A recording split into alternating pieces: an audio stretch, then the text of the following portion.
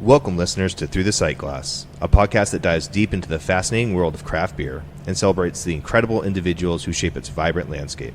Join us on a journey where we explore the nuances of this amazing industry and the remarkable people who contribute to its richness and diversity. And today, the people at Ladd Lass have given us time to talk to us and tell us their story. Thank you so much. We appreciate it. Yeah, thank you for having us. Yeah, thanks for having us. This is pretty rad. Yeah. To give a little bit of intro to y'all, if y'all give your name and kind of your role here at the brewery for the listeners. Sure, I'm Nick Ladd. I'm owner brewer here at Ladd Lass. Maintenance, cleaning, deliveries, all that side of stuff. All the things. Yeah. All the production, Yeah. everything. Right. He makes all the good beer for us. There you go. Jessie Kwan, I'm the lass here at Ladd Lass. I'm more front of house, taproom manager, bartender, marketing, social media manager, label designer. Canner, operator, helper. Oh, nice. Canner assistant. Yeah. Canner assistant. Everybody's knowledge and experience goes to varieties. Yes. Yeah. Yes. Yeah. Yeah, I love that so much. So where did y'all grow up? Where do y'all call home? So I'm originally from Southern California, Central California. Bounced around a lot. Spent time in Las Vegas, college in California, a little time in New York, but mainly Seattle. I mean, we've been here since 2006. Yeah. So Oh, nice. we basically grew up in Seattle. We moved up here after college. So Okay. Gotcha. Very cool. So did y'all grow up together? I mean, I guess you could say that. I also, my childhood was spent in the Bay Area of California. Oh, okay, gotcha. We met in school at Cal Poly in San Luis Obispo. Okay. So Okay. Central Coast of California. We met our first year of school, Very nice. which was 1999. Nice. which is a few years ago now. Yeah. Yeah. Yeah. So yeah, I guess in a lot of ways we did grow up together. Yeah. Very interesting. What was it like growing up in California? I think we both had pretty different experiences. I grew up in a very conservative, agricultural, Okay. oil part of California. Felt like a small town, but was relatively, 100,000 people. Mm-hmm. Jessie had a little more diverse, interesting experience. Yeah. Bay Area. Yeah. So I grew up in San Jose, South Okay. Bay, which started off, historically agriculture, and then we picked up the tech, and I think that really boosted things for San Jose. Uh-huh. But it was really diverse. I remember just growing up with a really diverse group of friends. Always lots to do. Yeah. What did y'all like to do in California? Or activities, hobbies? Oh man. And this is back in a time, too, where the kids could be outside All the time. unattended, Yeah. no worry in the world. It was Yeah. like, Yeah. what they call it, like lamppost time. It's like come when it gets When dark the- and the when lampposts turn on. lamplights Yeah. came on. Yeah, I mean, I totally grew up in suburban cul-de-sac where you Yeah. came home at dark and Yeah. you played in the street. And Yeah. all that Skin knees, Sort of Had to Yes. pick up your bike from your friend's yard. Exactly. Yeah. Yeah. But I don't know. Sports, baseball, typical kind of childhood Yeah. stuff. Kid camping. activities. Yeah. Nice. Gotcha. Yeah. Very cool. Lots of outdoor stuff. I mean, Yeah. it was California. Yeah, I was about to say. Yeah. Take advantage of that weather. Yeah, I love it so much. Okay, so why did y'all decide to go? I know y'all weren't together at the time, but why did y'all decide to go to the college that y'all went to? Okay. I mean, we both have totally different backgrounds. Yeah. So we're both licensed architects still. Okay. I practiced architecture for about 15 years, both in Seattle, New York. Jessie worked as an architect for For a handful of years. I did a brief pivot, which is why we moved to New York. Gotcha. Okay. Wow. But, yeah. That's architecture, I feel like, is a nice blend Oh of my like gosh, yeah. math, art, and design. Yes. Yeah, Okay. so is that kind of why y'all picked that to go to school because of that? Because of architecture. Yeah. It's that really nice marriage of the creative, the technical, just elegant problem solving, right? Yeah. And Yeah. Sure. Yeah. I mean, I kind of fell into it. I was like the high school kid who didn't know what he wanted to do. Right. And you were going to school and they're like, you need to declare a major. And I was like, well, I like drawing. And I was like, I could do that. and you drew. And I had a good time with it. Had a good, first part of my life doing that Yeah. stuff. Heck yeah. went to other places. Yeah. I mean, it's a great program, beautiful part of the country. I mean, Yeah. beautiful part of the I say country. Cal Poly's like, did you pass through that on your road at all? Like Firestone We actually Walkers? didn't. No. We normally, because of some of the routes we took with, we weren't able to, but we do want to do more California, so we'll eventually Yeah, get down I feel like there. a lot of time we passed through California on our travels was to hurry back to work here from like a family Or there holiday. were fires, and we were trying to escape the fires. Yeah. Oh yeah, we Absolutely. did have one year that we did that too. Yeah. So it's usually a quick trip through. But Yeah. California. I had a little bit. I spent some time in California because my parents lived there for a little bit, in like Fresno. Oh. Yeah. Fresno. So, but we haven't been there together or done any brewery No. stuff. The only brewery I've ever been to there is Dust Bowl and the Turlock. Dust Bowl in Okay. Turlock. Yeah. yeah. But anyways, I say we spent. I grew up in Bakersfield, so Okay, and was born in yeah. Fresno. But like, Yeah. so we would spend a fair amount of time down there visiting Family. and checking out some of the Yeah. breweries down there. Heck yeah, we definitely want to do more. I mean, there's a ton of breweries in there. Yeah, it's honestly just due to time in our own lives that we haven't done like a haven't done it California much. run for like Yeah, a month and a half. Yeah. So did y'all's families grow up? Were y'all around alcohol at all growing up? Would you say? I wasn't really. I mean, my grandma, she was awesome. She was like the Jack and Coke, Yeah. two a day, every day before dinner with some like popcorn. Right. But my parents, I mean, Coors Banquet at Yeah. family events Events. was around, but it was really not like a huge part of our lives growing up. But, Yeah, like occasions, and it was acceptable to have one or two, but you don't get drunk. Yeah, no, July 4th, and like uncles think it's funny to give their 6-year-old Oh, yeah. nephews like Yeah. a sip of Try their beer. this. And, like, Yeah. yeah, but it was never a huge part of our lives, really. Yeah, no, same here. My parents owned a small business, and every once in a while, as a thank you, a customer would give my dad a 4-pack of whatever macro lager. And that was kind of the extent of Yeah. beer Yeah, growing yeah. up. Gotcha. Yeah. What about college? Did y'all have any? Oh, for sure. Yeah, I mean, Is that where the experimentation started? yeah, it was whatever was on sale at Albertsons, Right. basically, like Natty Light and Yeah. Old Milwaukee. And then if you're Perfect. feeling adventurous, grab a 6er of Sierra Nevada. That's probably like Oh, early. yeah. Or Henry Blue Boar was Okay. around back Oh then. yes, So Henry Weinhardt. if we yeah. had money, but it was usually Right. like whatever was Yeah. on sale. Yeah, then people would be like, "You're drinking fancy beer." yeah. I think Pyramid was around. And we were down the street from Firestone Walker. As I say, we had Okay. Wow. that was like Firestone. That's was just amazing. up the grade. Yeah. And that was when they just made DBA, so we just called it Firestone. Like, Yeah. Firestone. If Firestone was a Firestone, it was like Yeah. I had no idea what DBA was. But it was like, and then they blew up. They were like a little tiny brewery Oh, in a part of it. That's a cool piece of beer history y'all got to like see and be a part of, and especially just also your own life. You're just Oh. like, Oh, I remember yeah. that when it was just small. For Yeah, sure, we would drive by absolutely. there, and like every time we go by, it's like, oh, they've taken more of the office park, and pretty soon it's like the whole park is just them. Yeah. Yeah, it's just a campus. Yeah, which is Yeah. pretty rad. That's But, wild. Do y'all remember like the first time y'all had like a good craft beer more than just like something that was just off the shelf? Do y'all remember that experience at all? I mean, we were. I guess when we moved to Seattle after school, Okay. we got pretty into like checking out different breweries around. And my buddy Ryan, who's still like my best friend, I've known him since '99 as well. He's still in Seattle, and he got me into better beer. Every winter it was like, oh, it's Snow Caps out, or the Brown winter Sugar seasonals. from Lagunitas is out. So we would like hit all those. Okay. He was super into it. We would go like on like tours of Mac and Jack's Oh yeah. Yeah, that's awesome. type of things. But yeah, and then like there was the weird, like Abyss would come out, and everyone would kind of go around town like, oh, where's the Abyss dropping? Let me get a couple bottles of that. But yeah, I think that's probably our early. Yeah. Yeah. Early craft Seattle beer definitely days. did it, yeah. Okay. I just want to take a quick step back. How did y'all meet in college? How did we meet? Well, Jessie was living in the same dorm. We lived in the same dorm. Okay, Okay. gotcha. Was there a line like what was it smooth being like, hey, party at 317? By the way, you look great today. How did you know his room number? No.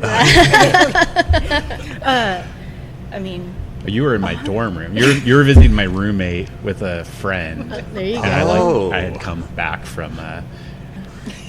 Love it. So just happenstance in the same room. There you go. Yeah. Happenstance, same yeah. school programs, so probably Yeah. had Classes together. I guess we would have eventually run into each other. Yeah. Yeah, the architecture classes are pretty tight knit. Like you spend a lot of hours in studio with I'm each sure. other, and like Staring at paper. It's like built drawings community. It's like built into the program. yeah, for Nice. sure, for sure. Absolutely. Very cool. So whenever y'all graduated, how did y'all land in Seattle? It was our. I don't know. I wish there was more purpose to it, but we're like, well, we didn't. We thought about moving to LA. We thought about didn't really want to move back to the Bay Area, and we're like, okay, what other big cities are there on the West Coast that have like jobs? Yeah, like developing cities. Yeah, so Yeah. we looked at Portland, then we came up to Seattle. Ryan, my buddy, was up here. We stayed Okay. with him and like hung out for probably like a weekend. We're like, okay, this is probably it. So we started, sending resumes. Okay. Nice. Both got jobs up here. So. Oh, hell yeah. It was fate. Yeah, Yeah. there was a good architecture scene, and so were we going to kick off our careers? Seattle made sense. Yeah. Yeah, and it was nice to have Ryan up here. Oh yeah. Coming from where y'all were at, you probably didn't get a lot of rain. So No. Yeah, we definitely didn't move here for the weather. yeah. Oh, okay. I was about to say that shift and change must have been Yeah. like, this better be worth it. Yeah. Yeah. Yeah. Because I was the exact opposite. Like I came for the For the- weather. Yeah. Came for the rain. Yeah. Yeah. For Does sure. Ryan work in any breweries around here, or does he totally different career field? Different career field, but he is an honorary Ladd Lass Yeah. team member. He tends to go to like all the festivals with us Okay. and helps me Yeah, pour. he He's going to helps us GMBF out. with us. Yeah. And, Oh, nice. Oh, exciting. Fuck yeah. Yeah. and he works like 3 blocks away, which is like the Nice. funniest thing. So Yeah. it's like complete happenstance when he Yeah. works like Right a over 5-minute there. walk over there. Oh, that's awesome. Very I much love this honorary. gravitation around you and Ryan. I love that so much. So y'all, okay, you said y'all spent some time, like there was a couple of different, so walk us through. You're in Seattle, you're kicking off y'all's architecture careers. Take us through the next couple of steps of what happened Yeah. in y'all's lives. Yeah, so I mean, we moved up here 05, 06. We're doing an architecture thing. Soon after, I want to say it was either Ryan or Tom, one of our friends, was having a homebrew day. Invited Nick out. Yeah. Nick hung I out guess for it was homebrew like day.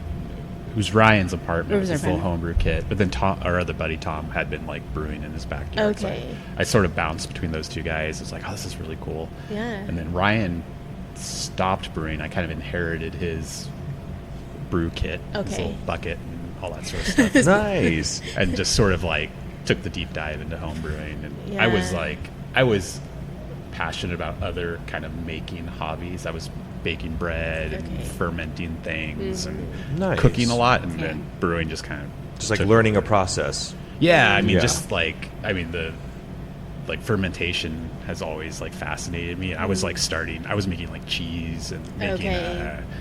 like sauerkraut and different Right. like lactic fermentations. Oh, And then wow. making beer was kind of like, oh man, it's kind of it should have occurred to me that you could do this thing, but it was very mysterious and kind of magical in a lot of Yes. ways. And so I just started brewing like crazy and quickly like was in homebrew clubs and judging competitions Oh, and wow. just brewing all the time, which was pretty fun in our little apartment. But All this was going on in your apartment. That must have Yeah. been the funkiest smelling apartment ever. All this fermentation happening. I'm like, no. yes. From It was cheese to great. sauerkraut to beer. I'm like, yes. I say we live in like a 600 square foot apartment that Yeah. we've had forever, and Yeah. it's just always been the home base for that stuff. It took over the office in a lot of ways. We had like a chest freezer. And It took over the whole apartment. it took over. Yeah. basically. Everything. That's Yeah. awesome. But I was like a stovetop brewer, like doing 3-gallon batches, Yeah. but brewing every week basically. Right. Wow. Okay. So, was there a beer that you were like a home brew that you were like, oh my goodness, like I could do this professionally. yeah, or Yeah. that you wanted more? Do you I remember? mean, the early ones weren't like that. right. And it was funny. I was never like super stoked on my own beers. I was the most Okay. critical person of all the beers that I made. So I don't think I was ever like, man, this is the best thing in the world. Uh-huh. But we would enter competitions, win competitions. Oh, people seem to like it. Mhm. But I'm still like hypercritical of our beers. Right. Like there's always things you could change. Right. But I don't know. Like I think we were always just making different things. The we took a deep dive into like mixed ferm stuff, and some of those beers turned out pretty phenomenal. Like Nice. those were the ones where I was like, these are better than a lot of like the commercial beers you can get, just because they were like super long aged, blended out kind of projects. Yeah. Yeah. Did you have a favorite? Do you remember one that you were like, this is really good, or like? I think it might have been some of the mixed ferm experiments. I think when we were out in New York, some of those experiments were just like, oh yeah, this is really good. Yeah. Nice and different. When you're like, there's nothing out here on the market like this, it gives you that sort of like golden inspiration. Be like, we could beat those people. Yeah. Or you're like, oh, this tastes like lambic. This tastes like those bottles of Cantillon that we covet. And we're like, oh no, wait, this has that funk. Yeah. This is good. It's good stuff. But, yeah. How did y'all, whenever you were like trying to figure out what to brew, would y'all like go and like taste something or be somewhere and be like, ooh, I want to try to recreate? Like, how did you decide what you wanted to homebrew? I don't know, like a lot of homebrew clubs, like tasting other people's stuff. A lot of judging. I've been judging beer for probably a decade now, maybe longer. Nice. And then like you find inspiration everywhere. Reading a lot of books. The internet was kind of crazy. The Brewing Network was like this huge thing. I was like in the thick of homebrewing when it was kind of ramping up and becoming a big deal. And so that, like, listening to all those podcasts, was like inspired by those guys and the guests they would have on there talking about things. So we just do. I love beer because it's so diverse and different. So I've brewed like everything, like every style you can think of. We just would like make different things all the time. Yeah. Do you have like a notebook or like spreadsheet of like all of your like? Oh man, we have Google Docs. Yeah. There you go. That go back into the homebrew days. Oh, nice. There's also the pourreport.com. Oh god, no. We can edit that out. I had like my own little amateur like homebrew blog for a while. That's awesome. That's awesome. Yeah, I'm sure it has some really good stuff in it. I wonder for if it's sure. still online. I haven't actually checked it for years. I think we should. still have it posted somewhere maybe. That's so cool, though. I mean, like, honestly, like, to have that's, like, so much history of, like, all that time that you've been, like, brewing and the knowledge and, like, growing from, like, that. Like, I think that's so cool to have that. Yeah. I think anytime you get that imposter syndrome, you can just see where you started to where you are now. I still get imposter syndrome. Yeah.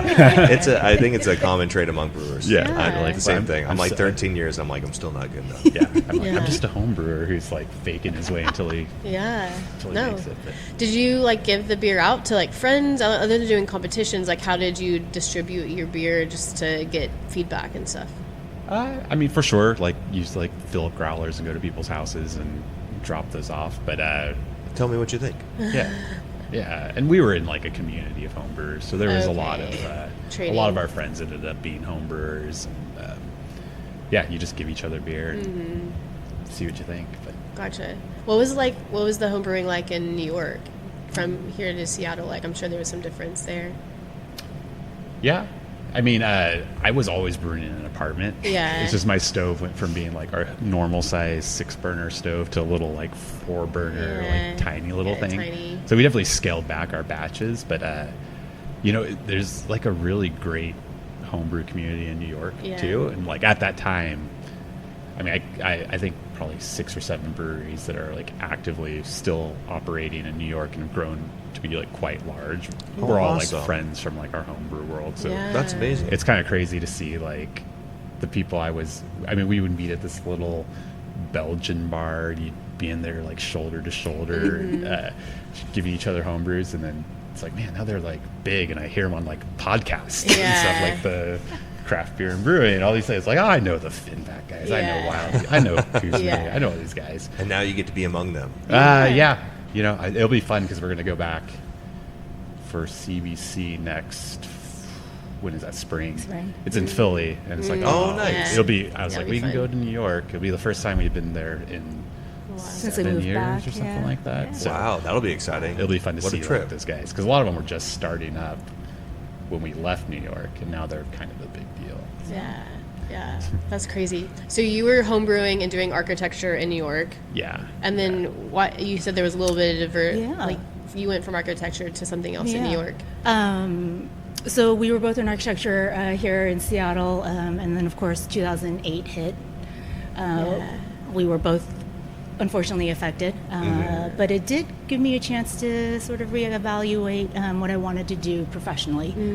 So that's when I made the decision to go back to school. So ended up going to Pratt out in New York to study visual communication. Okay, wow. So 2-year program there. So we moved out there, got settled in New York. I got through my program and ended up in an architecture adjacent field, environmental graphic design. Okay, gotcha. So really just filling out the physical environment, working closely with architects. A lot of times it's signage, wayfinding, sort of branding of the environment, really bringing the physical, spatial environment to life to make it more user-friendly and fun, if you will. Yeah. And so after school, I sort of bounced around to a few different jobs. I was at the Brooklyn Museum for a while doing exhibition graphics. Was at an architecture firm on a smaller design team doing the environmental graphic design work. Very cool. Yeah, so that I took us out to New York. Yeah. And did a little pivot there.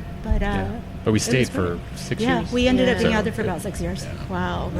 It's cool to experience because, I mean, not a lot of people, I feel like, get to have the, like, experience of being on both coasts at times. And I think people, like, ask us, they're like, you know, what's the difference? And I don't know, I think it's been really cool to, like, see the difference for the two, especially like, y'all coming from, like, California, then up here to Seattle, and then back over to New York, and then back. Like, it is, being on the coast, I feel like, is either side, like, it's so unique and so different. I grew up very much in the middle of America my entire life, so being able to have spent enough time on both sides of the coast, I don't know, I think it's just a really cool, like, I don't know, environment, and they just bring so much. I feel like there's a lot that goes on anyways, so I'm sure it's cool to have, like, been on both sides of the U.S. and experienced that, because I don't feel like I feel like you either, like, pick one. I feel like people don't really bounce between the two.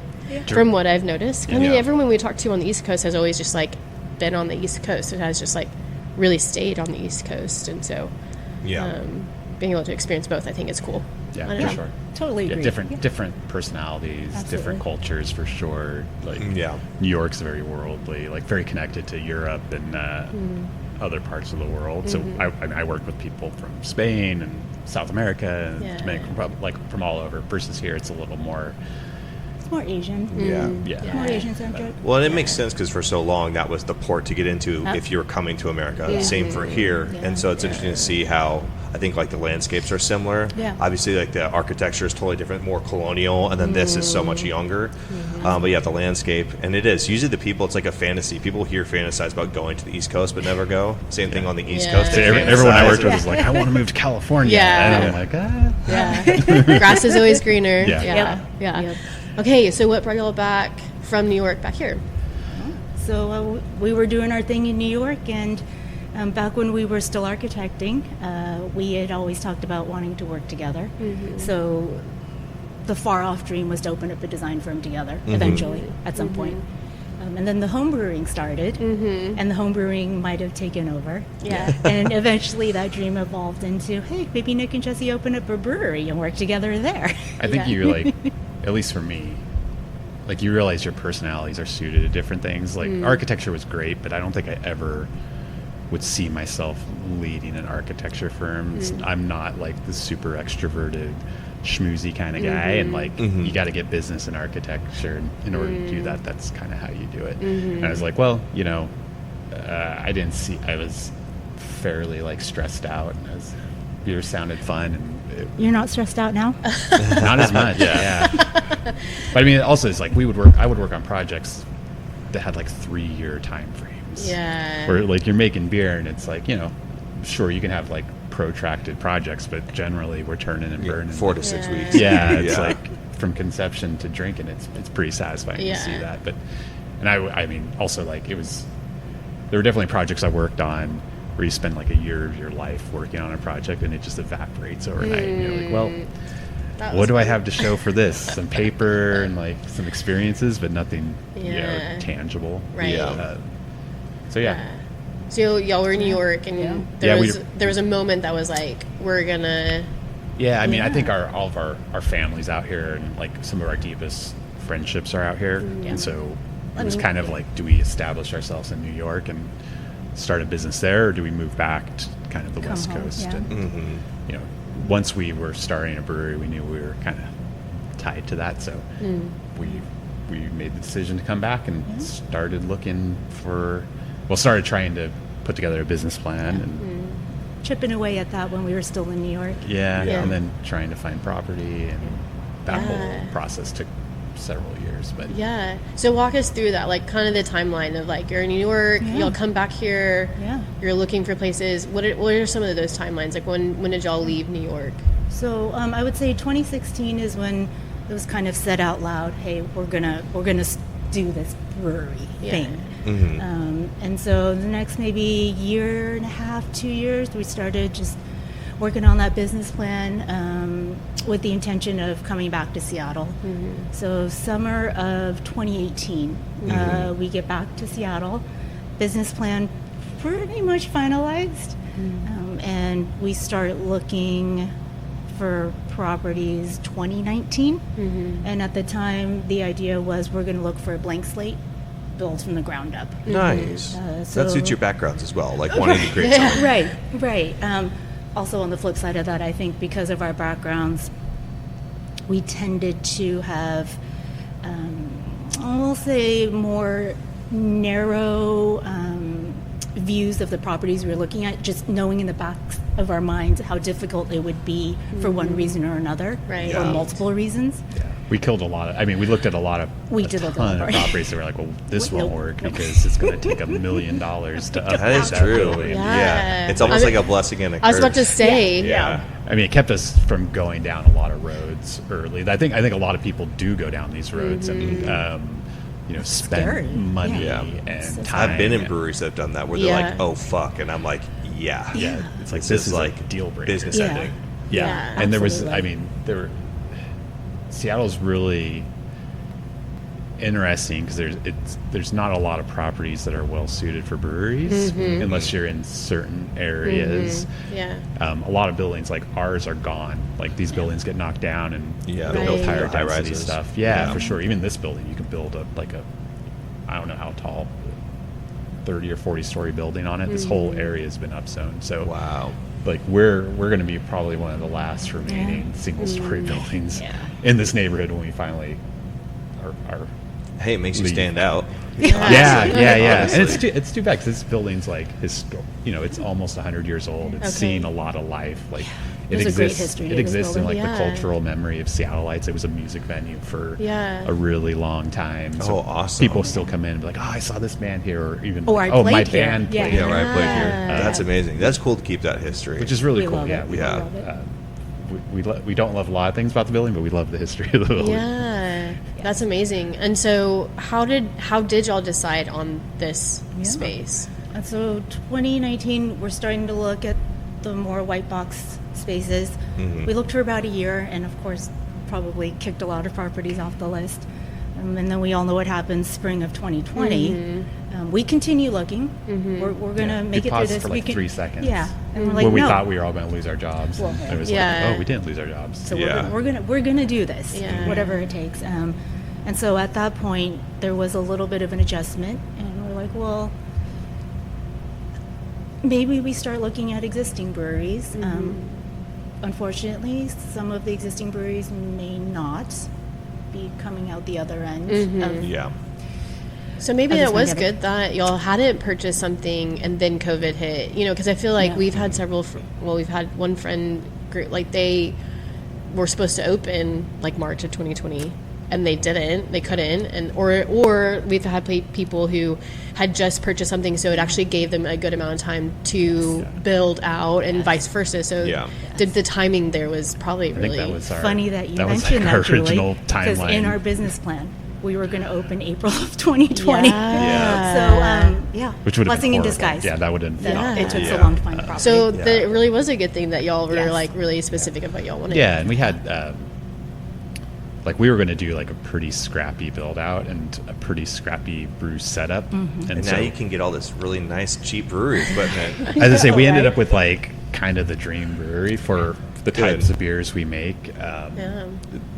There are definitely things you would change when you inherit someone else's sort of vision on how to build out a space, but it's like way better equipment than what we would have been able to afford if we had tried to build from the ground up. And like our timeline. And timeline, too. I mean, it took us 4 months to get open. So wow. versus Yeah. like building new would have been Yeah. 2 years, especially in Seattle with the permitting processes Yeah. and Yeah.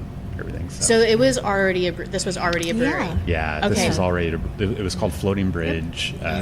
They were around they were open probably for 3-ish years. They had a 5-year lease, but they were kind of open and closed during COVID. Yeah. Yeah. I see. Gotcha. COVID was a rough time. Yeah, and I think their owners were just, I think during COVID, people move on to other things. yeah. And Yeah. I think they were through their first lease and kind of were like, do we really want to commit to signing another Right. 5-year lease on this thing? And so we were in a position to say, yes, we do want to do that. And yes, we do want to purchase your equipment. So we didn't purchase their business. We just purchased the assets Okay. from them and did a new lease with the landlord and have been here since. So Yeah. yeah, we're coming up on 5 years for our 4. first lease. Don't age Well, us. no, our lease. Oh, on- our 5. yeah. June of 2021 is when we signed the lease on this Okay. Okay. Very cool. That's amazing. Yeah. So y'all walked in and you're like, okay, we can do this. Yeah. Yeah, I I mean- mean, it took a while. I think we first looked at the space maybe 6 months before we actually worked out a deal with them. It took a little bit of time Get all the pieces for together. everyone Yeah. to come to Yeah. like, Meeting of the minds. a meeting of minds. Yeah. But then once we did that, I was still working. So we kind of sat on it for a little bit, started all the licensing stuff. And then August of 2021, I quit my job and basically He spent dove right in. 4 months like doing some light renovation work and getting the brew house back up and going. And we opened. Nice little TLC. Yeah, it was mainly paint, but we redid the bar area and we moved a couple tanks around, put in some new glycol, did a few Nice. little things here, but Adjusted it to your needs yeah, in the existing space. yeah, Yeah. It was nice because it wasn't anything heavy. Like we'd have to Well, like, outside of the tanks. yeah, but even those like Little pallet jack a action. pallet jack Yeah. and a couple and friends. people being like, Yeah. "You're good, you got it." yeah, and you're like, these floors are crazy. Yeah. And you're like, don't tip. Moving something delicate like that, that's when you realize like every bump in the floor, you're like, "Who the fuck poured this? Yeah. What shit job is this?" Yeah. Because you're just stressed. Yeah, no, and like, there's the only level place in the brewery is like right by the keg washer where all the water pools. Like even in the tap room, everything's settled over the years. And, Yeah. I've worked in big production breweries where they told us the floors were sloped, and they were not because there was just lakes Yeah. everywhere. And they were like, "Well, it looks like we're gonna have to squeegee Yeah. for hours, Yeah. like every single day." I was like, "This is dumb." yeah. I'm just glad we have drains because I've definitely been in breweries that don't have drains or have one little like 6-inch circular drain. Yeah. Oh Everything yeah, has it to gets go clogged. That is kind of nice that it was already kind of situated to be a brewery, so you weren't having Absolutely. to put those drains in or the glycol and different things. So I'm sure that was kind of nice. For sure. Absolutely. For sure. Had you worked on anything that big before, or is that the biggest? No, we kind of jumped from 5 gallons Yeah. to 310 gallons. That's Just impressive no, it was and reckless. but yeah. I say the first year I always tell like there was so much anxiety because everything was new. Yeah. Like and figuring out every process was new. And so Yeah. it's just like, oh, we're doing a new thing. Now I think we're like 180 batches in, so it becomes like muscle memory. Right. Yeah, coach routine. You're just doing your thing, but man, the first year was pretty rough, pretty stressful. The beer turned out good, but getting there was Yeah. a lot slower than it is today, and it was a lot more stressful than Yeah. it is today. I'm sure. Good. That's awesome. Yeah, go ahead. I was just saying, Oh. just the fact making progress where you can track that and say like, it was good when it started, but now it's easier to produce good, if not better, beer. Oh yeah. No, we're making the best beer we've ever made right now. I always say, well, a year from now we're going to be saying that too, because we're always Yeah. like Oh, yeah. working to That's- make it better. But That's good trajectory. the ability now of being like, I'm doing 12 things at once. Right. Did you have any? Obviously, you have a lot of friends in the brewery world. Did you have support of people to call and be like, "Hey, what do I do with this?" Or have you experienced this? Or did you Oh, have any for of that? sure. Yeah. The brewing world's been very open to us. I was very anxious as a home brewer to be Right. like, I don't know, I'm just a home brewer. But I mean, I think that first 6 months, I feel like every brewery in town had passed through here at some point and said hi and like That's cool. checked out what we were doing. And then some of my best friends now are like other breweries, other brewers in the area. We're super tight with the folks over at Big Time that are down the street, as well as Halcyon. They opened maybe like 6 months before we opened, so we're kind of following a similar kind of track through like, you know, the world that is craft beer today is very different than it was a decade ago, and it's it's tumultuous waters to navigate and try to figure out how to. Is very fragile. It's nice to be smaller because you can be more agile, but that also makes it tougher if you want to like growing to get into places, fighting for SKUs. I've been learning sales for the past 4 months, and I'm like, holy shit, this world is crazy. Going from brewing to 13 years to doing that, like, whew. No, I mean, it was a whole foreign world to us. We sort of navigated it and tried to minimize our hiccups, but I think we've done pretty good. You've done a good job. It takes a certain like type of personality to just jump into these things, especially working, you know, so closely with a partner. Like that's a lot. Yeah, we know. It is a blend of like business and personality. When Julie met me, I'm very like passionate, creative, ambitious, and I have a very virtuous like craft beer, like how I think the industry should look and behave. And she had a background of project management, but also corporate big like CarMax. So she was like, yeah, but that's not how business works. And I'm like, well, it's fucked because it works like that. She's like, yeah, but welcome to the world. Like, you know. But then that doesn't mean that it's exactly how you have to do your business. Exactly. So it's like that's that blend. So it's like, this is the way it works, but like we can make our rules to make that work for us instead of like fighting against it too. So it's like you got to understand what you're working with to like build your own thing too. So it's like we don't have to like bend to like be that way, but we have to recognize that that's how it is. Yeah. Absolutely. So how was the community reception when y'all opened up? Oh my God, I think we've been incredibly blessed.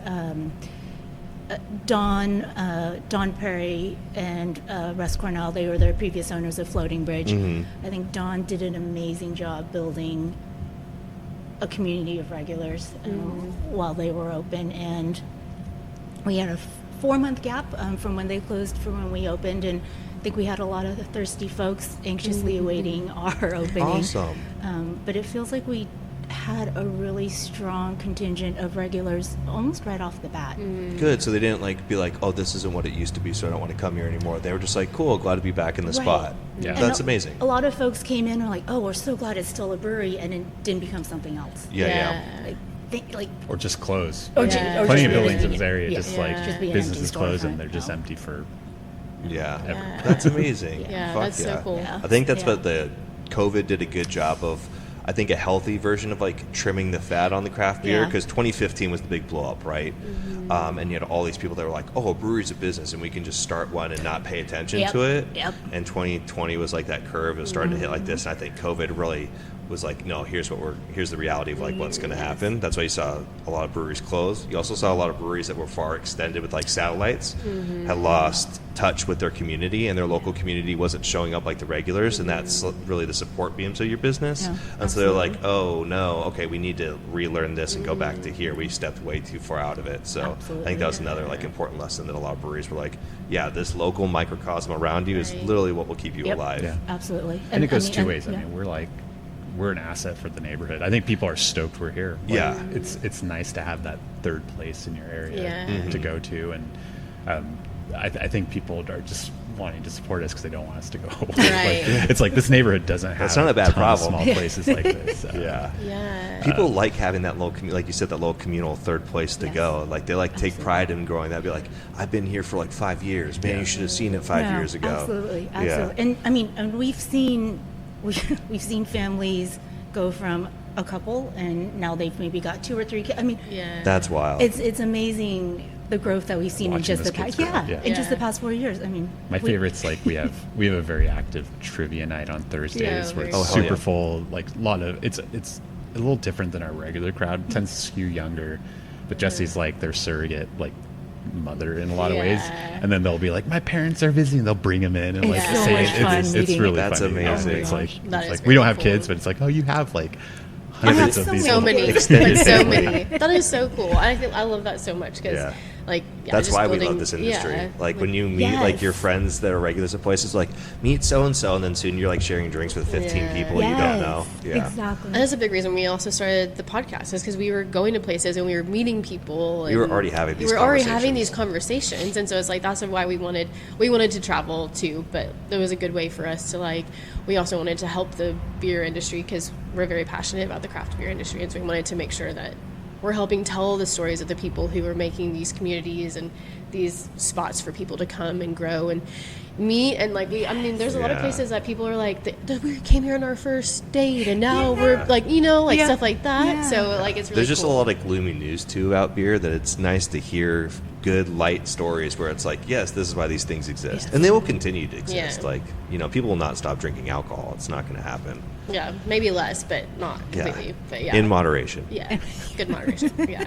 I want to get back. Okay, obviously, I kind of understand how y'all came up with the name, but were there other things that were before that, or like how did y'all land on Ladd Yeah. Lass? Embarrassingly enough, I think it took us a lot longer to get to Ladd Lass than it should have. So we started kicking around ideas, and it again, we wanted to be sort of family-based, community-based, something that speaks to our desire to build something around the beer. Mm-hmm.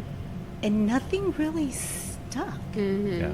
I mean, I think there's a lot of breweries where it's like, oh, the brewer is the person. It's the but I was like, no, you're like at least as much as this business as I am. So we're like, let's put us both in it. Let's stick our name on it, and like let's link it with an ampersand, which like ampersand is fine because we're always like, well, it's and. Yeah. It's inclusive. It's like it's not or, it's and. It's in. Yeah. And so we were like, well, let's I love put that that. right in the middle. And like, Yeah. it's like the ampersand ends up being like everywhere. Everywhere. It's so cute. I love it. But But yeah, so I mean, and we love symmetry. So Yeah. the 4-letter words on top of you, Right. I mean, it's not. It's It's fine. not perfect, but it works. it works for We're us. not. We don't make a bunch of Scottish beer. Yeah, you get like- some disappointed folks coming in. Yeah. You spelt it wrong, and you're like, "That's how I spell my last name." It's too Yeah. Well, now you can just tell them to listen to the podcast and hear the story. Exactly. Exactly. Yeah. for sure. Absolutely. Yeah.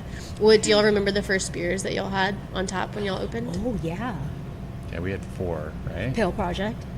Right. Pale Project's been our. We don't have core beers, although that might change soon. But Pale Project's been a beer we've been making. Actually, I'm carbonating the 6th time we've brewed it Nice. now. What style is it? American Pale Ale. So Okay. it's actually 2 of my best friends.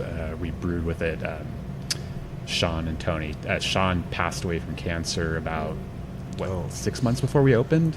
Condolences. Yeah, a few months, but One of our like best, longest friends, also home brewing buddy, and so we brewed this beer kind of in his memory with our other really good friend who owned the homebrew shop here, and then he's got a scholarship fund at Cascadia College, so we donate to that each time we brew it. Oh, nice. And so we're trying to win like a GABF medal with it. Oh, So we're hell like we're yeah. gonna like just keep brewing it until we Yeah. win the medal at GABF. we're doing it for you, Sean. But Yeah. so that's been the one beer that we've brewed the most. Okay. Definitely. Near So that and was dear on to the our list. Yeah. Yeah. Does it? So is it an evolving project? Do you change hops or things like that? For sure, Okay, yeah. gotcha. Like it started off as like we're gonna make like what we think is the best American pale ale. Like it's hop. It's a little old school. It's a little new school. It's definitely skewing more new school, especially if we're trying to win it. Yeah. We're like, Yeah. we got to make it a little hoppy. Yeah. But I think it stays true to like a lot of the early recipes.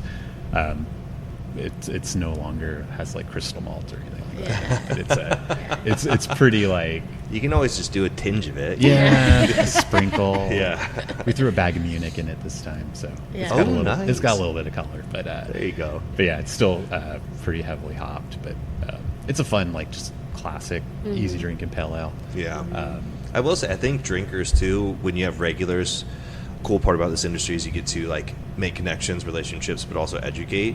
And I found like a lot of regulars, they like when there's like not like a core beer, but something that's consistent, but you change something about it every Yeah. time, and then you tell them. It gets people really interested, and I think also understanding where it's like, oh, every time I sip a beer, I'm not just like drinking for the liquid. They're like, oh, I can actually pick that up or taste that. Absolutely, absolutely. And I think Nick's done a great job brewing great beers, and we've earned a lot of trust from our regulars. And so now they'll just come in and be like, well, what's new? Oh, And awesome. we can be like, hey, drink the Grodzitsky we just had, and they'll do it. Yeah. We're making smoke beer thing. Yeah. Yeah. I love it. They're so willing to go on this journey with us, which is fantastic. Yeah, that's amazing. That is cool to have that trust. I'm a big advocate for people drinking like light lager smoked beer all the time. Yeah. More people need to do it. Yeah, for sure. To finish off, y'all had 4 Yes. beers, so you did What that. else do we have? We had Project Light Pale. and sweet. so we had a beer called Light and Sweet that we've made a couple times, which is a coffee like brown ale. Oh, nice. Inspired by the iced coffee that we would get from the carts where in you, New like, York. Oh, rad. How do you want it? Light and Sweet. And it's like, okay. Oh, very cool. We had a Pilsner. This was only 4 years ago. I don't know. Yeah. And Oh, you're we had a West Coast IPA too. Okay. So we were supposed to have to open with like 8. We ended up opening at like 4 because we had a pump Yeah. issue that like shut us down for a couple of weeks, and we're like, Yeah. well, we're opening. Yay, brewery life. Yeah.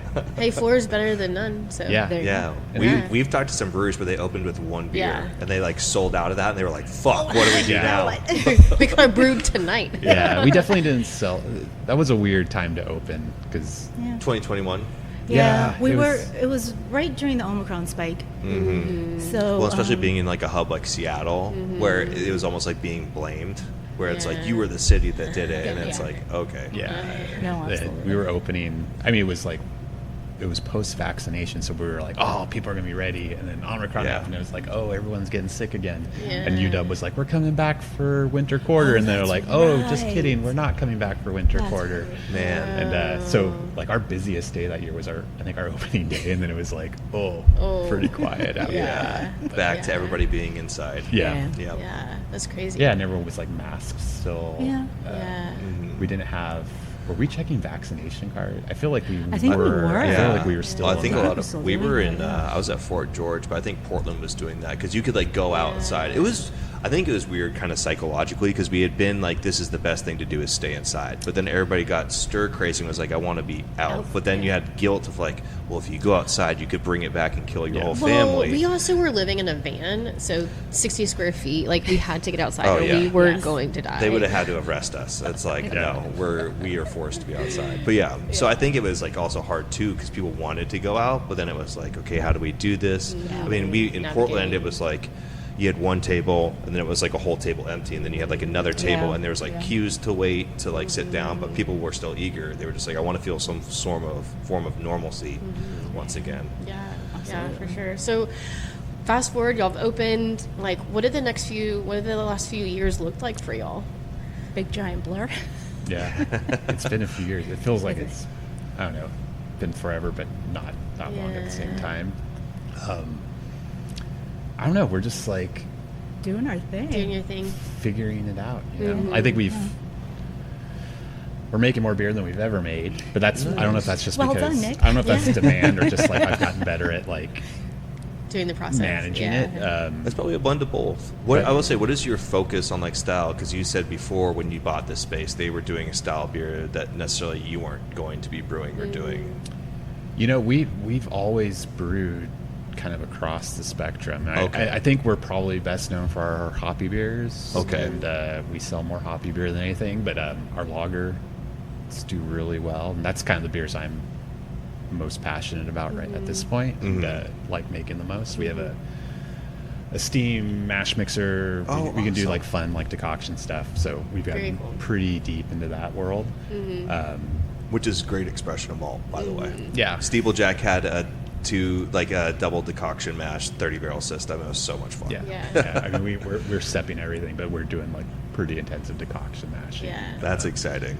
Our Hellas is like Love a good super Hellas. delicious. Yeah, Yeah. lucky people of Seattle. Yeah, yeah, and people are drinking it, which is cool. So like Pilsner is always one of our best sellers.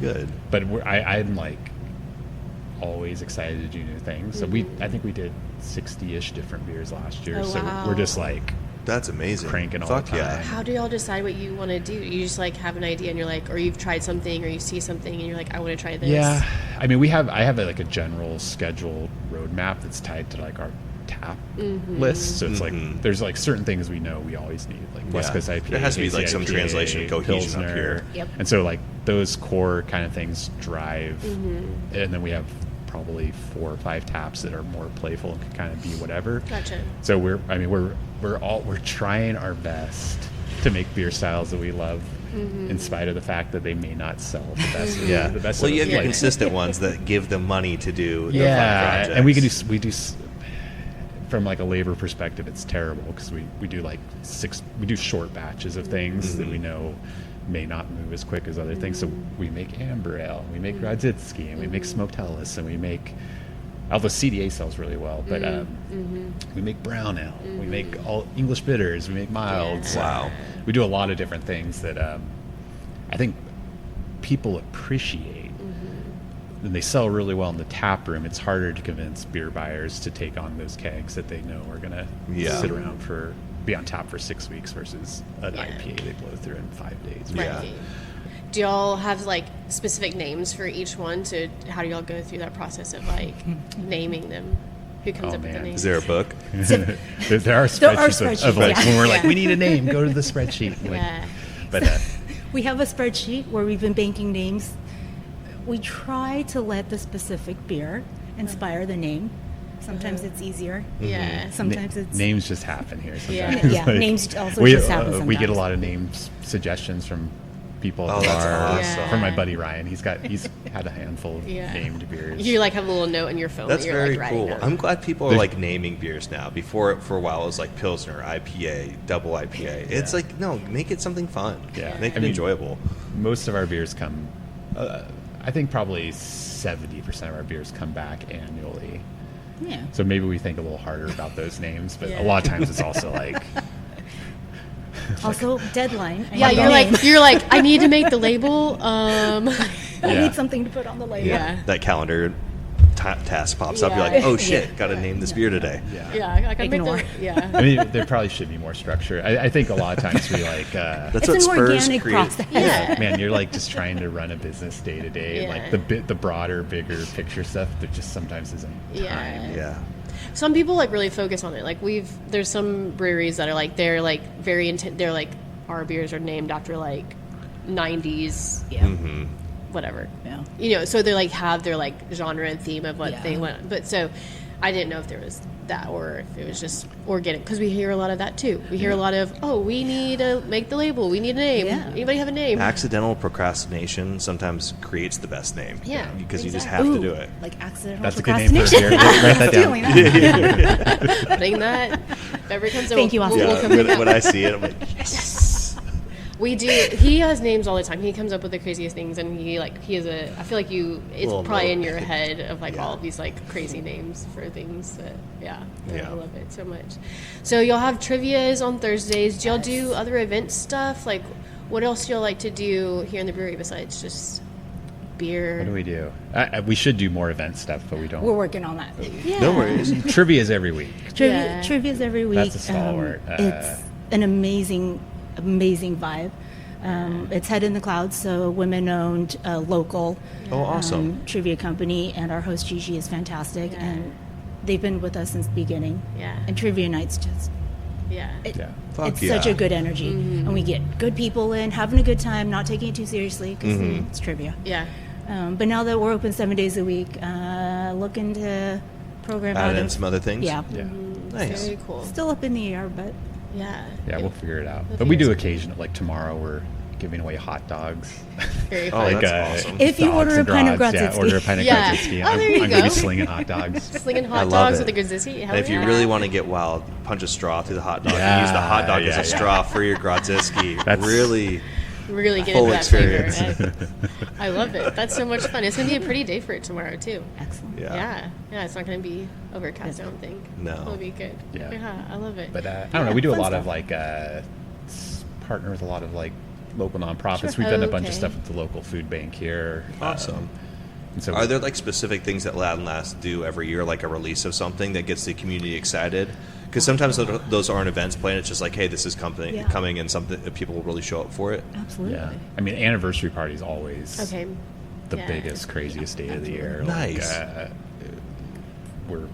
it's amazing because it's also like half industry people. It's Right. like everybody comes out for it. Yeah. All your friends you don't get to see because they're working. Yeah. It's super fun. And then, what was we did a boba tea seltzer. And there's a boba awesome. fest in the U District. The U District has like the most per capita boba tea places I'm sure. anywhere in the U.S. probably. Boba tea capital. But we did like boba flights of my like God. flavored, and we had like a line out the door. Oh, that's awesome. God, how many flights did we do? We did like 160 flights. Holy in like, shit. in like 2 hours. Like it was Pouring, that's insane. and You're it was like, me and oh. her pouring. You're and like, we were this is great, but also not so we great. Yeah. instantly ran out of glasses. And we're like, Yeah, I just think get we the got 4 another, ounce we have plastic another case cups. of glasses in the back. So we ran in the back, and like just the glass washer was going constantly. Yeah. It was an insane day, but That's awesome. That's a crazy But fun so memory. much fun. but boba seltzer was poured for all. Yeah. There you go. That's so We cool. probably won't do that again.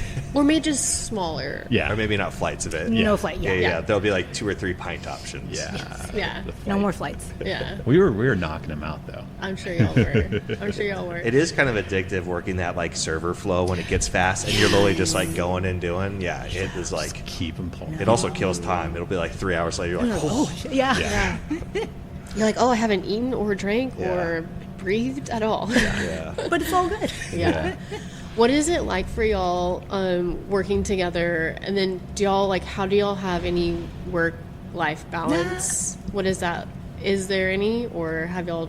There's no balance right now. Yeah. Gotcha. It's all work. We are working on it. Yeah. Occasionally we get it. I can't remember the last day we had a day off.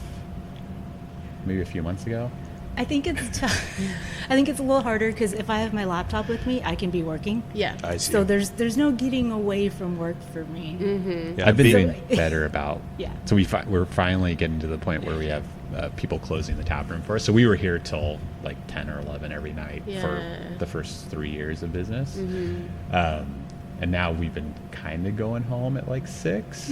Okay, so reclaiming some evening time. So Yeah. that's Nice. good. Yeah. Like cooking food and eating at home. Sitting on your couch. Yeah, watching Yeah. Netflix. Yeah. Watching Netflix, Good. hanging out with our dog. I don't Yeah. know. Yeah, I mean, it's weird because last weekend I was at Grain Maker out in Yeah. Spokane. The malt kind of like festival conference. Yeah, and it's like, well, that was like in order to get away from the brewery for 2 days, it was 5 days of like 16+ hour days, like Prepping it. just to get those days off. But then when you it's like, well, these are days off. But you're like, well, it's not really days off. You're like Yeah. doing an industry thing and you're hanging with people. Yeah. And it's like, well, it felt like a day off. It But then was she was here. different, It wasn't yeah. with her though. Oh, Like we okay. tend to because she was holding down the fort here.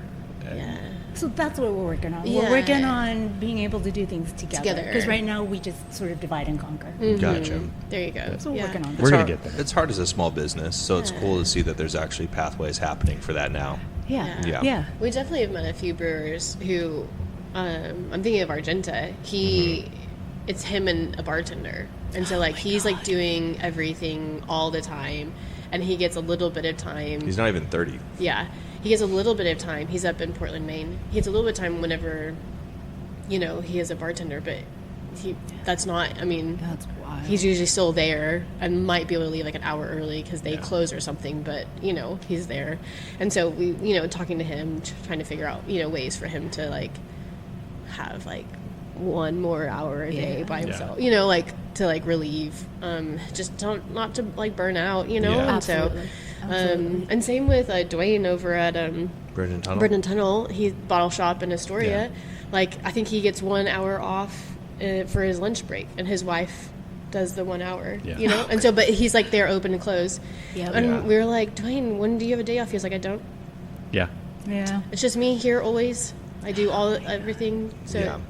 I get an hour for lunch that my wife covers. Yeah, sounds about Yeah. right. That's, We see a pathway. There you go. Yeah, it's making it. I think having that in mind is better than being like, we have no plan. Yeah. So if you Right, like right. see, you're like, okay, this Yeah. is something we do want. I think that's good because you got to have something, Something. you Yeah. know? We just noticed, like, we've seen in this industry, like burnout has been a huge issue. And I mental mean, I health, think there's yeah. more people leaving this Absolutely. industry, and that there's a lot of factors for that. But we try to look at, it's like, what's one thing that we can learn from, like, when we talk to people, like different strategies Yeah. to tell others, because I think it is, like, as you all know, it's super healthy to have that balance. I think this industry also attracts people that are addicted to work. Like, Yeah. we like working, and when we put in a 16-hour day, same with you, it's just like, fuck yeah, I did a ton. Yeah. But then you don't have any time for Yeah. yourself. And when that's months and months on end, that's Yeah. the thoughts of like, oh, this is never ending. Yeah. What am I going to do with the rest of my life? So Yeah. you're like, it's not that. Yeah. There is No, hope. Absolutely. And Yeah, I think the first year was like pretty rough. Like I mean, it mentally, was a we were huge in a transition. pretty bad Oh, yeah. space. Yeah. And, you're like, we just blew up our perfectly reasonable, like Yeah. middle class existence to take on something where you're like, I don't ever know if there will be a time where we can take a week off and go on vacation somewhere. But it's And I know the first year was harder on Nick because he was full time at L&L. I was still at my 9 to 5, so Okay. I had a little bit of distance. Where it's like, oh, this is fun. You know, we have a brewery, and I'll come in after work and bartend. So I had Yeah. a little bit distance. So I feel like I was in a better headspace that first year. Nick Probably- was that Nick I mean, I probably was helped. in in it. production, and then I was like, we're opening at 3.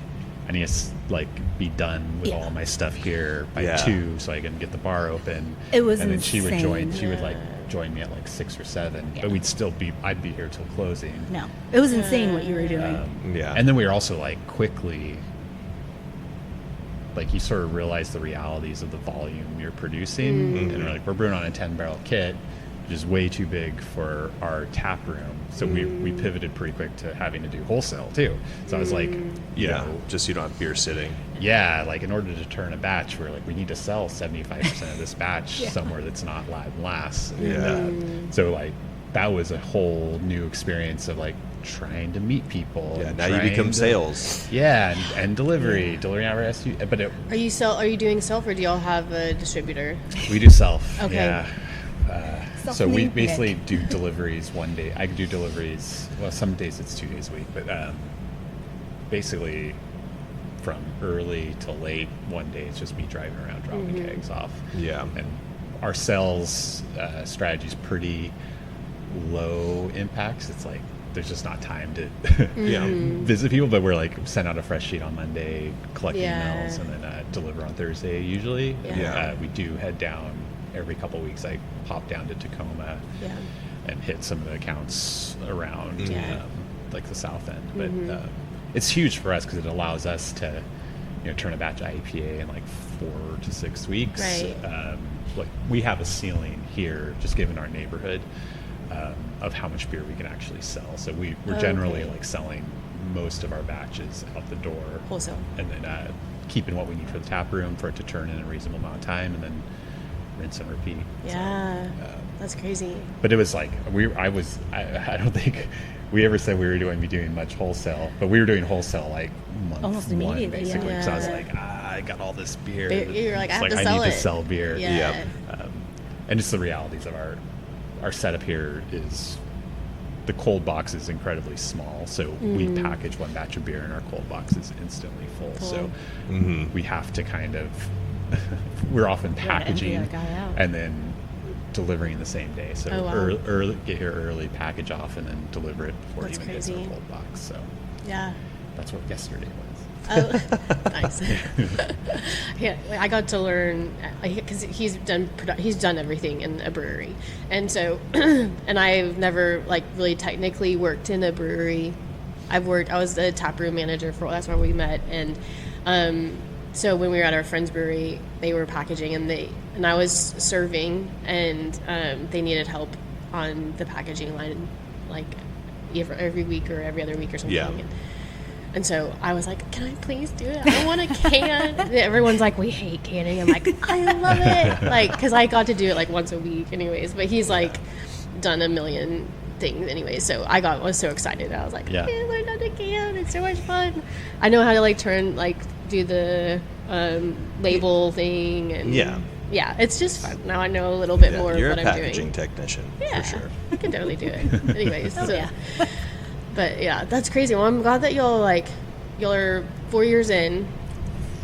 You have some light at the end of the tunnel of maybe some personal time together, maybe a day off or half a day or something, you know. Maybe you could sit with your laptop. Y'all could be somewhere else other than the brewery, you After know. fresh hop season. After fresh hop. Yeah. There you go. Yeah. I love it. The season of beer is upon us. Yes, it is. I'm excited because we weren't here last year. Yeah. We were. Oh, yeah. We were on the East Coast. We We, were on did the get to East do like Coast. Oktoberfest and stuff at like Schilling. Yeah, or, we did I get mean, to- we had some great yeah. lager breweries out on the East Coast. We got to Nice. spend some of the holidays We at. weren't not drinking weren't beer. poor. We weren't. Yeah, we just didn't get the fresh Spent hop. Halloween in Salem. Yeah. That Oh, was, fun. Yeah. Yeah. We were there like a week before too, which was great because we got to see everything put up. Because the week of Yeah. Halloween is just a nut house. Yeah, so we did the week before. That which is town smart. population, I think they said it goes like 100x. Yeah. Crazy. Oh my yeah. God. It's insane. It gets wild. Yeah. It's wild. I think there was one brewery that had a fresh hop on, and I was like, I'm sorry, What? where did you get your hops at? And Yeah. how is this hot? It was from Harmon, New York. But I think Yeah. they like air flighted it over. I Yeah. don't know what they did, but they you were you like, always hear crazy stories of people or renting someone, like yeah, like refrigeration rented trucks and something or driving something. to, yeah, come on, and I was like, driving I'm back. pretty sure you don't get fresh hops out here, but that's okay. Yeah. No, there's some good hop farms in like New York and stuff. That's Yeah. true. Mm. Yeah, just a little bit different. But anyways, yeah. Yeah. Well, we're about out of time. We're gonna ask our last two questions, and unless there was something else y'all wanted to chit chat about or tell us, No. anything in the story, yeah. Shoot away. Okay, cool. What are y'all excited about for the rest of the year? What are you excited about for the rest of the year? I'm excited about hot dogs tomorrow. Yeah, hot dogs are gonna be fun. I guess it'll be August 16th. Very So cool. not, Gotcha. We'll put it up on the Well, Instagram story. if y'all have a thing, we'll like repost it Tag for it y'all and too. be like hot dogs for yeah. tomorrow. Yeah, yeah. I don't know. It's so hard to think about. I mean, right now we're like so preoccupied in getting ready for fresh hop season. Fresh so hop we do too. 4 fresh hop beers, We'll have to come down and or come up. then I we're in should say. Yakima. So we're For doing hop selection? Selection of 3 different farms, Nice. 4 fresh hop beers. So we're basically Just there driving all day. back and Yeah. forth like Yeah. 7 or 8 times over the Are next y'all 2 months. doing but any of the festivals? Because we've done a couple. We did a couple of beer festivals recently. Have y'all been to any beer festivals, or do y'all have any more that are coming up that y'all be at? what do we have? Winter Beer Fest? The zoo. Oh, yeah. Brew in the zoo. Yeah, Is that in what it's the called zoo. now? Or is Oh, it- right. no, It's it's co- Oktoberfest at Woodland Park Zoo. No, it's Oh. called It's Oktoberfest. Oktoberfest. Oktoberfest. Oktoberfest. Oktoberfest. Which is always a really An fun. octopus Yeah. and a bear, and it's Yeah. fest, and it's Oktoberfest And beer. there's beer. It's I so love weird. it. It's super fun, and That's a it's good it's one. like people there go crazy. Like beer fests Yeah. are kind of not maybe what they used to be, but this one, like Yeah.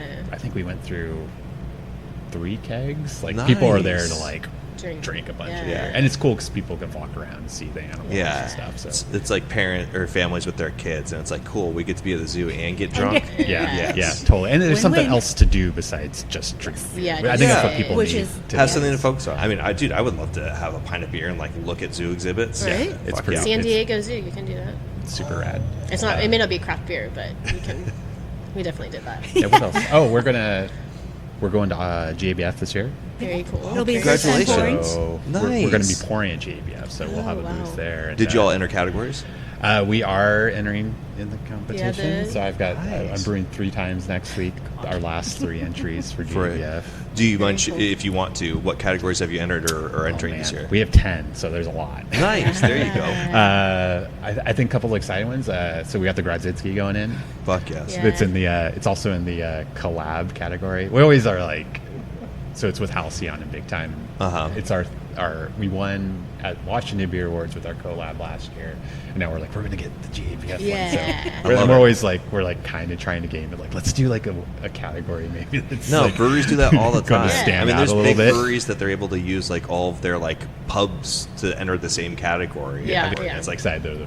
They make the Brewers Association makes it pretty easy to get your beer out there. So I think that's like a bucket list thing. We went to JBF 3 or 4 times when we were just like beer fans, and it's gonna be kind of surreal to be there pouring our beer. Yeah. nice. Wow. That is Full very circle cool. moment. Yeah, for sure. But yeah, and then hopefully, what's the? Oh, we're working on hopefully rolling out like a core beer this fall, like a West Coast IPA. Okay. That, strategic. Like we do pretty well in like all the local kind of more boutique craft spots. Like most places carry our beer, but we haven't really dipped our toes into those bars that have a couple craft handles. So Right. we're trying to find opportunities to open up some accounts. So Very I think cool.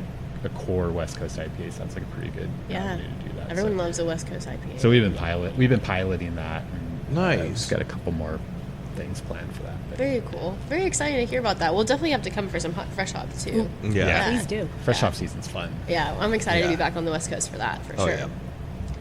There goes our paycheck. Oh, yeah. From the van to our studio, it's like, oh, paycheck gone. Yeah, paycheck gone. Very cool. Okay, now our last question. If y'all were to give a piece of advice to your younger self, what would it be? It doesn't have to necessarily be beer related, just a piece of advice. It also doesn't have to be so serious either. We've had Yeah. some people who do like Are we really thinking too serious. hard? There's a lot Like of- we're thinking- I think like I don't know, for me this is like deep, but like I'm Ooh. exceptionally hard on myself. Still am. Like it's funny because like you fuck things up in the brewery, or like at the end of the day, there's been a couple beers where things have gone awry, and you're like, you think it's the end of the world, but you're like, it's gonna be okay. Yeah. Like especially like people's memories are short. Try not to be too hard on yourself, I guess. Yeah. At the same time, be hard on yourself because that's how you get better. But Yeah. Have a good balance. yeah, I don't know. Be nice to your spouse. Like, don't take things out on each other. Like, I think that's probably that's a hard thing when you're stressed out. Like, you tend to take. When you're so intertwined. Yeah, and it's like you're in a Absolutely. bad day, and like, man, people blowback happens to people that don't necessarily deserve it. So Yeah. Yeah. We figure it out. Yeah. Yeah. Yeah. I love it. Jesse, you got any good advice for your younger self? I just fucking do it. Like at the end of the day, like, fuck, life's short. Ultimately, the universe doesn't care what you're doing, right? So just fucking do it. Yeah, I love that. Whatever it is, right? Just fucking do it. I wish I would have done it in my 20s and not my 40s, but Yeah. But at least you did it now instead of in your 60s. yeah, Absolutely. Yeah. Yes. You actually did it Yes. harder because now your body's more susceptible to damage. Oh, yeah. I started when I was 21 and I'm 33 and I'm like, oh, Yeah. my body hurts. Now we walk and do yoga. Yeah, a lot of creaking and cracking where I'm like, I should have not been lifting. I should have been doing yoga and stretching my entire time. yeah. Yeah. You're like, you get enough lifting at the brewery. Yeah, right. Do some stretches. Yeah, I'm like ChatGPTing. Cardio. I was like, my tendon in my foot hurts. It's like, you have FHL, which means you're just like working too hard. I'm like, I can't stop working. Yeah, so that's not what's my helpful. other solution? It's like, Bionic wear a foot. motorcycle boot. Don't bend your foot. I'm like, cool, I'll do that. Yeah. I went to the physical. They're like, you need to rest. I'm like, how am I supposed to like take 2 weeks off of work to rest What, my be like back? Stephen Hawking in a wheelchair at the brewery? Just be like, hey, turn that valve for me. Yeah, it's like cool. Thanks for the advice. Yeah. More ibuprofen. Be tired, Thank More you. stressing there. Yeah. You could take ibuprofen and Tylenol, Jesse. Just so you know. That's good advice gotta for your rotate. younger There you self. go. Yes.